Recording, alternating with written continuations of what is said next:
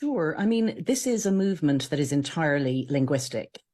I mean, we aren't actually able to change sex. Everyone who has ever thought about anything about human beings knows we're mammals.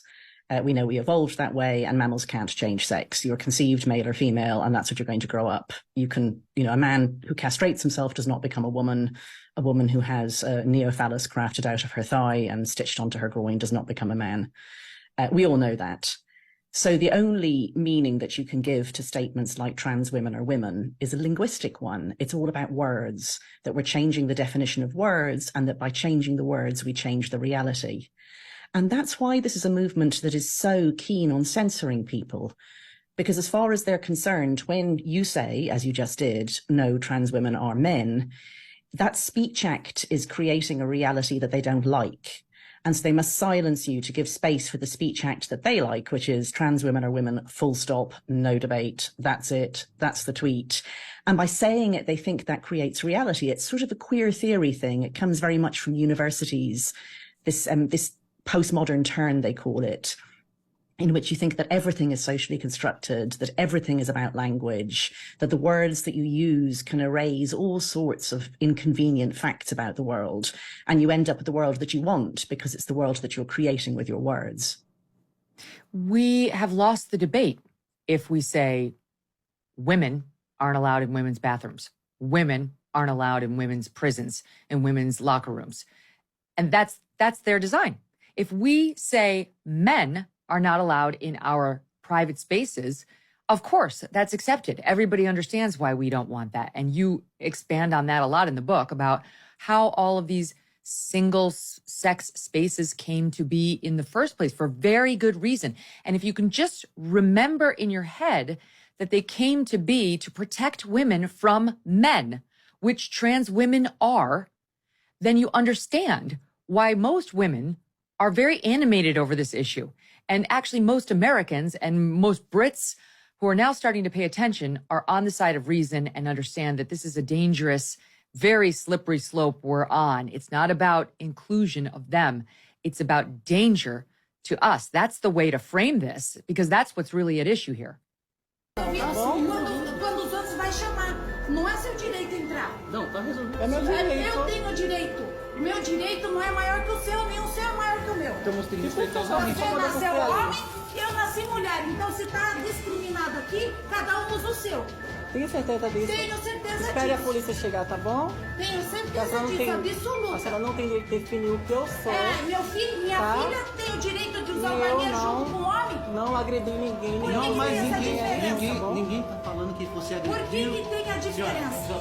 Aí a senhora não pode entrar aqui. Eu não sei. A minha filha tem direito de usar o banheiro junto com o homem? Você acha que o seu direito é maior que o dos outros? Mulher, sabe identificar o que é o homem? Você sabe que o seu direito é maior que os outros? Não é, não. Dentro da cabine. Não é. A pessoa entra duas pessoas. Manda pra mim, você tem uma lei específica que você pode usar o banheiro? Seu direito não é maior que o meu. Não, veja bem, tem uma lei. Não é maior que o da minha filha. Se tem uma lei. A senhora é muito mal incomodada, tá bom? Mal incomodada não, eu tenho juízo. E precisa. Eu tenho juízo. Então as outras porque pessoas nosso que país está aceitam, virando uma bagunça e eu não vou entrar no banheiro se tiver nas condições. Já passou o nome.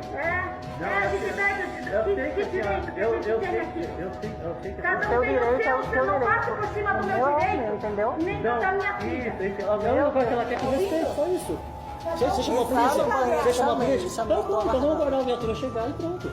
Não agrediu o direito de ninguém, ali nem deu direito de agrediu o direito que entendeu? Você tá lendo ali, tá escrito o que ali?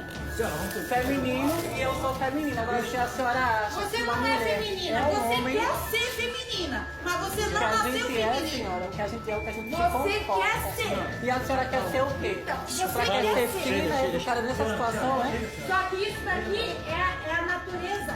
Natureza da pessoa, não é outra pessoa. O que a senhora está fazendo da cadeia, porque a senhora está fazendo discriminação. E ela vai responder. A senhora tem o olho. Não estou fazendo porque discriminação. Porque criança já Ela é ridícula. Deixa pra lá, senhora. Vamos acalmar. The most common sex crimes are exhibitionism, which is showing your private parts to someone who doesn't want to see them, and voyeurism, which is looking at other people's naked bodies without consent. And so those statistics come from a time that those were difficult crimes to commit.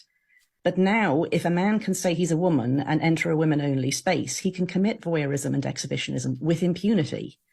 And he'll either not be registered as committing a crime at all, because, of course, if you go into a women's locker room, it's allowable to get undressed and you will see other people undressed. So it won't be recorded as a crime, or if it is, it'll be recorded as a crime by women.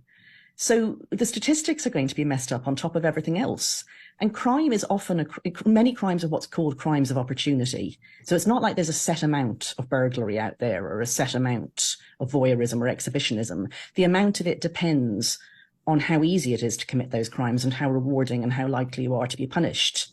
And what we're doing is we're making it much, much, much easier for men to commit sex crimes against women, and much, much, much harder for women even to report them, let alone to get justice. So we can expect a big uptick in sex crimes by men against women. We're teaching children that they can't express natural concerns. So a girl who needs to be able to say, that's a boy, I'm not comfortable, these are my boundaries, I say no, I do not give consent. That girl knows that if she says any of that, she's the one who gets kicked out, she's the one who gets ostracized as a bigot. And the boy who says he's a girl is this special, sacred, wonderful, the most oppressed girls of all. The trans girls are the best girls, you know.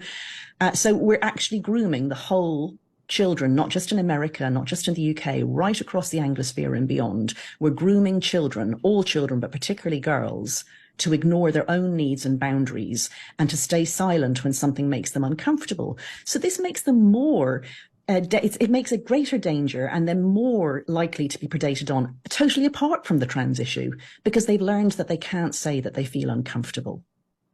It's so dangerous. It's exactly the opposite of the instincts that we are born with and that we used to, and some of us still, cultivate in our children. You know, listen to that sixth sense. That's your friend. Don't reject that in order to be considered nice or polite. That's your sense of fear. Like, listen to it, Exactly. abide by it. And all of these trusted authorities are trying to snuff it right out of our children.